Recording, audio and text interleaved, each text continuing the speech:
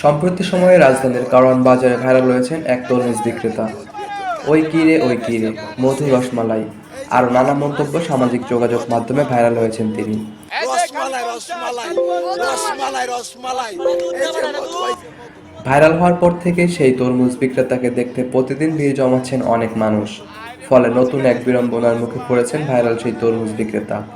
অনেকেই বিনা কারণে তার দোকানে এসে ভিড় জমাচ্ছেন, ভিডিও করছেন। ফলে ক্রেতারা সেই তরমুজ বিক্রেতার দোকান এড়িয়ে যাচ্ছেন। এমন অবস্থায় তরমুজ বিক্রি করতে না পেরে ভেঙে পড়েছেন সেই বিক্রেতা। বিষয়টি নিয়ে সামাজিক যোগাযোগ মাধ্যমে এক স্ট্যাটাস দিয়েছেন অভিনেতা শামীম হাসান সরকার। রোববার দিবাগত রাতে তিনি লিখেছেন, তরমুজ ব্যবসায়ীকে দিয়ে সবাই ফেসবুকে বা নিজের ব্র্যান্ডিং করে ডলার কামাইলো। অপরদিকে ওই তরমুজ ব্যবসায়ী নিজের তরমুজ বিক্রি করতে না পেরে কাঁদছে। তার 1.5 লাখ টাকার তরমুজ নষ্ট হয়ে যাচ্ছে। বাইচা বাইচা আনছি।